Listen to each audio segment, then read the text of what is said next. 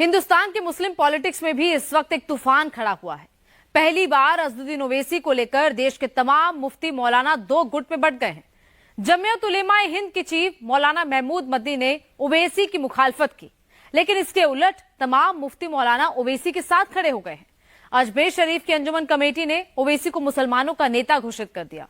All India Muslim personal law board और दारुल उलूम देवबंद के तमाम लोग भी ओवैसी के फेवर में बोल रहे हैं। पंजाब के शाही इमाम ने मौलाना महमूद मदनी को खरी खोटी सुनाई है। सवाल यह है कि क्या हिंदुस्तान के मुसलमान अब अपना एक नेता चुनना चाहते हैं? क्या राजनीति से दूर रहने का दावा करने वाले मुस्लिम धर्मगुरुओं को भी अब एक लीडरशिप की जरूरत महसूस होने लगी है? पूरा सिनेरियो क्या है, इस रिपोर्ट से समझिए।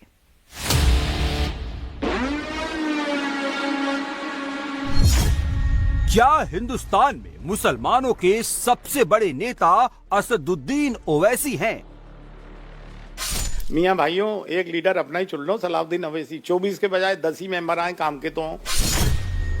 क्या देश के बड़े मौलाना ओवैसी के पीछे खड़े हो गए हैं?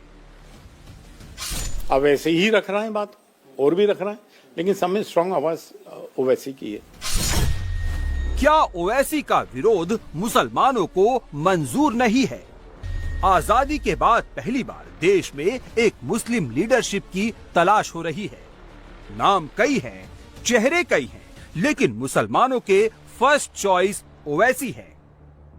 ओवैसी खुलकर प्रधानमंत्री नरेंद्र मोदी के खिलाफ बोलते हैं। ये बात तमाम मुसलमानों को पसंद भी आती है। यही वजह है कि अजमेर दरगाह शरीफ के खादिमों और अंजुमन कमेटी ने साफ ऐलान किया है कि ओवैसी ही मुसलमानों के सच्चे लीडर हैं। अंजुमन कमेटी के सेक्रेटरी ने एक वीडियो भी जारी किया है, जिसमें लिखा है, वी डू कंसीडर ओवैसी साहब एज ट्रू मुस्लिम लीडर। आप लोगों ने मान लिया कि आपका सिर्फ एक ही नेता वो ओवैसी हैं? होना तो एक ही नेता चाहिए भाई, कोई तो होना चाहिए जिसके पीछे आए। हर समाज का एक मुखिया होता है, एक लीडर होता है। ओवैसी के जलसे में, ओवैसी की तकरीरों में, ओवैसी की मीटिंग्स में जबरदस्त भीड़ उमड़ती है और उनकी मुखालफत सिर्फ आम मुसलमानों को नहीं, मौलवियों मौलानाओं को भी नागवार गुजरती है।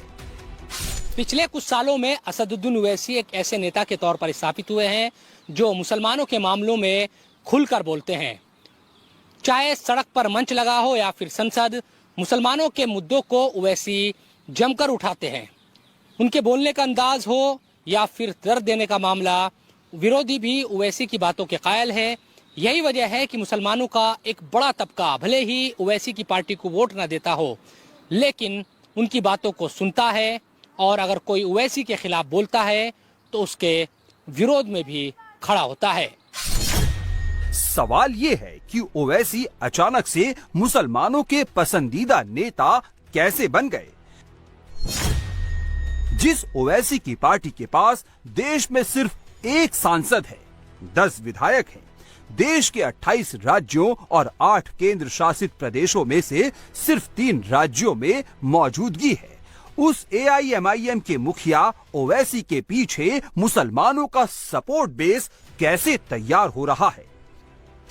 इसकी सबसे बड़ी वजह यह है कि ओवैसी हर मंच पर दिखते हैं।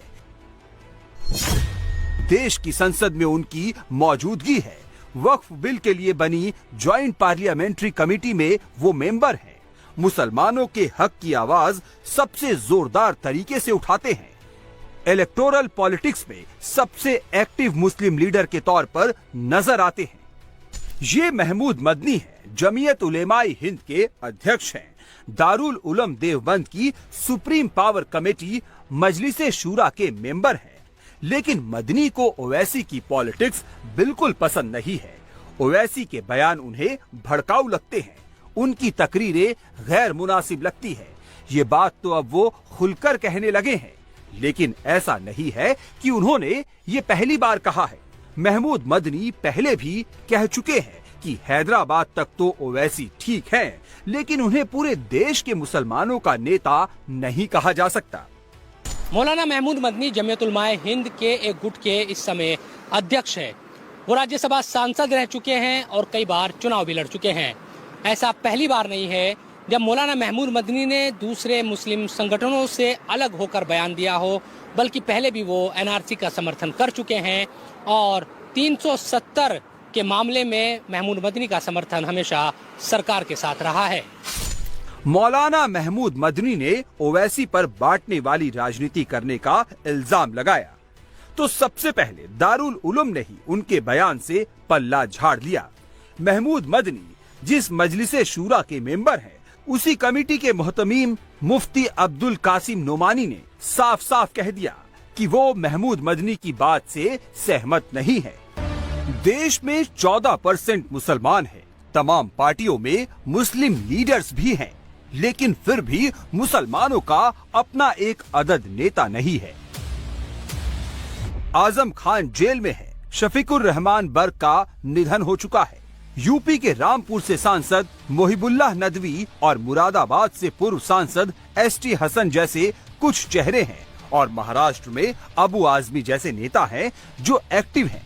लेकिन पॉपुलैरिटी की बात करें तो ओवैसी की पॉपुलैरिटी इन सब से कहीं ज्यादा है। कांग्रेस में भी कहने के लिए तमाम मुस्लिम नेता है, लंबी चौड़ी लिस्ट है। सलमान खुर्शीद और तारिक अनवर से लेकर इमरान मसूद और इमरान प्रतापगढ़ी जैसे तमाम मुस्लिम नेता कांग्रेस में मिल जाएंगे, लेकिन इन नेताओं की प्रॉब्लम ये है कि वो पार्टी लाइन के दायरे में बोलेंगे। ओवैसी जिस तरह मुसलमानों की बात करते हैं, वैसा बोलना उनके लिए मुश्किल है। तृणमूल कांग्रेस, एनसीपी और दूसरी पार्टियों में भी मुस्लिम लीडर्स की तलाश करिए तो ऐसे चेहरे तलाशना मुश्किल होगा जो मुसलमानों के बीच में ओवैसी जैसा पॉपुलर हो। ये चर्चा हिंदुस्तानी मुसलमानों में लंबे अरसे से रही है कि क्या हिंदुस्तानी मुसलमानों के लिए अलग से कोई मुस्लिम क़यादत खड़ी होनी चाहिए। हालांकि महमूद मदनी या फिर कई और भी ऐसे लोग हैं जो मुस्लिम लीडरशिप को खारिज करते हैं और वे कहते हैं कि हिंदुस्तान में जो राजनीतिक दल पहले से ही राजनीति कर रहे हैं, उन्हीं के बैनर तले हिंदुस्तान के मुसलमानों को भी चलना चाहिए।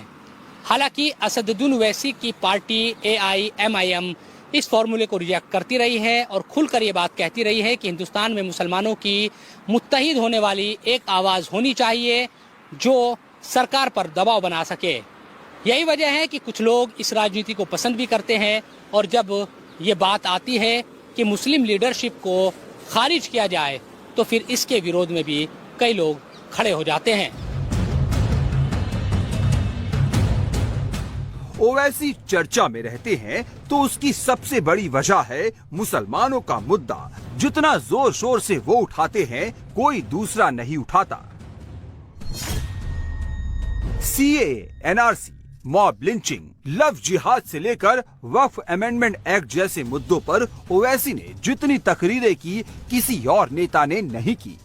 तो ये जो नरेंद्र मोदी की सरकार है, वो वक्फ प्रॉपर्टीज को बचाने के लिए, वक्फ प्रॉपर्टीज को डेवलप करने के लिए, वक्फ प्रॉपर्टीज में एफिशिएंसी लाने के लिए ये बिल नहीं लाई है। ये बिल इसलिए लाया गया है ताकि हमेशा के लिए वक्फ बोर्ड को खत्म कर दिया जाए। उसमें लिखा हुआ है प्रैक्टिसिंग मुसलमान रहेगा, वो ही वक्फ करेगा। अब प्रैक्टिसिंग मुसलमान का मतलब क्या है? क्या वो 5 वक्त की नमाज पढ़ने वाला होगा? क्या वो दाढ़ी होगी, सर पे टोपी होगी?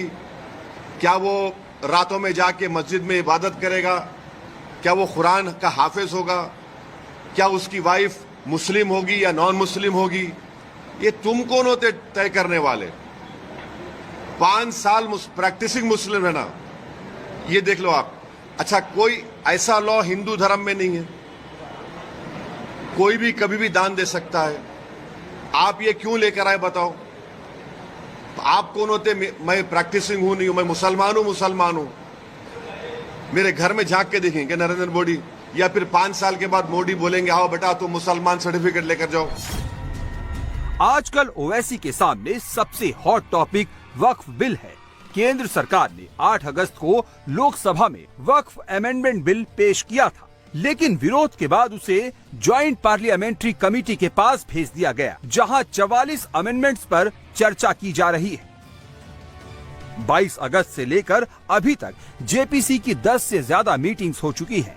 शनिवार को जेपीसी की मीटिंग हैदराबाद में हुई उससे पहले मुंबई में हुई, ओवैसी सब जगह नजर आते हैं।